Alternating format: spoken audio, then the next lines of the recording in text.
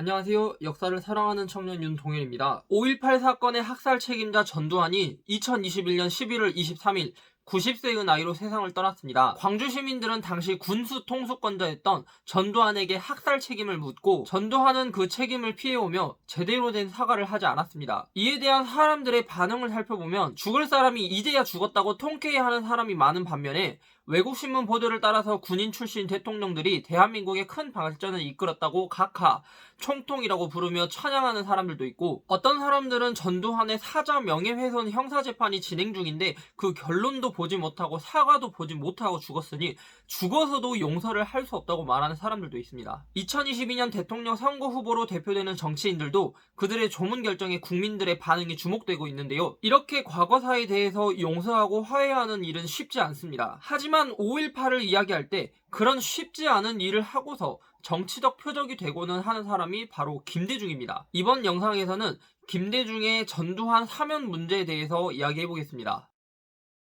1995년 12월 김영삼 정부 당시 5.18 특별법이 제정되었고 1996년 1월 전두환과 노태우는 구속 기소됩니다. 이후 1997년 12월 제15대 대통령 선거에서 김대중이 당선되었고 당선 직후 김영삼과 김대중은 전두환과 노태우를 사면합니다. 이 문제를 바라볼 때 여러 관점이 있지만 사람들이 가장 궁금해하는 두 가지 질문에 대해서 한번 이야기해보겠습니다. 첫 번째, 김대중과 김영삼 둘 중 누가 사면했는가입니다. 이 질문의 의도는 전두환 사면 당시의 대통령은 김영삼이었지만 다음 대통령이 김대중으로 결정된 상황에서 과연 누가 했느냐는 것입니다. 이 누구인지를 따지는 이유는 이 전두환이라는 대범죄자를 사회에 풀어준 것 그 자체가 잘못이기 때문에 그 책임을 누구에게로 돌릴 것인가 하는 문제 때문입니다. 일단 상황 그대로만 보자면 형식적 권리는 김영삼이 갖고 있었고 결정적 선택은 김대중이 했다고 볼 수 있습니다. 김영삼은 그의 회고록에서 나는 이미 오래전부터 전두환, 노태우 두 사람을 내 임기를 마치기 전에는 석방할 생각을 갖고 있었고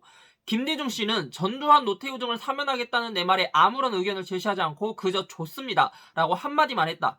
사면 복권은 어디까지나 대통령의 고유 권한이고 당선자가 관여할 입장이 아니었다라고 밝히고 있습니다. 그만큼 김영삼도 사면 의지에 대해서는 확고했다는 것인데요. 그렇다면 김영삼이 전두환을 사면하려고 했던 이유는 무엇일까요? 그 이유를 직접 밝힌 적은 없기 때문에 정확히는 알 수 없지만 노태우가 대통령에 당선된 이후 제13대 총선에서 여소야대 정국이 형성되었고 대권이 약해질 것을 염려한 노태우는 김영삼과 손을 잡기 위해서 차기 대권을 약속하였습니다. 그래서 이 일과 관련해서 보훈의 측면으로 보는 경향이 있습니다. 그렇다면 김대중은 왜 자신을 죽이려고까지 한 그런 전두환을 살려준 것일까요? 하나는 정치적 전략이라는 해석입니다. 제15대 대통령 선거 당시 모든 후보들은 일제히 전두환과 노태우의 사면을 공약으로 걸어 보수 진영의 의견을 흡수하기 위해 노력했습니다. 김대중 또한 이 정치 보복에 대한 두려움이 있던 보수당의 불안감을 해소하고 그 외에도 IMF 극복을 위한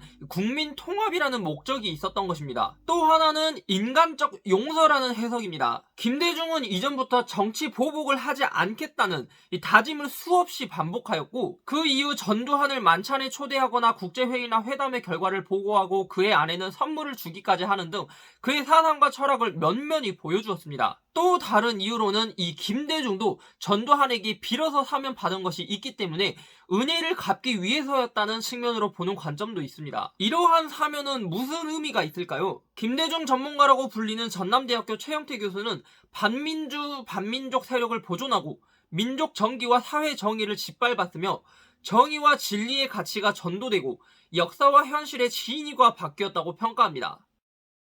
두 번째 질문은 김대중이 용서를 했다면 광주 시민들도 용서를 해야 하지 않느냐며 오히려 욕을 하려면 전두환에게가 아니라 민주당에게 해야 하는 것이 아니냐는 것입니다. 이 논리는 김대중, 민주당, 광주를 하나의 같은 것으로 보고 있는 것입니다. 하지만 그 당시 김대중과 모든 광주 시민들의 의견이 같지는 않았습니다. 오히려 광주 시민들은 김대중의 사면 결정에 반대하였고 이 김대중의 결정은 광주 시민들에게 실망을 안겨줬다고 합니다. 따라서 이러한 주장은 마치 김대중이라는 사람이 이 호남 지방을 대표하는 사람인 것처럼 호도될 수 있는 여지가 있으며 이 지역 감정을 조장하는 것과 같습니다. 김대중은 김대중이고 광주는 광주입니다. 김대중의 사면 결정은 정치적 목적과 자신의 철학에 충실했을 뿐, 그 과정의 피해자였던 광주 시민들의 의견은 반영되지 않았던 것입니다. 결과적으로 전두환은 죽을 때까지 자신의 학살 책임을 회피했습니다. 그가 죽은 이상 앞으로 5.18 진상규명을 확실히 하고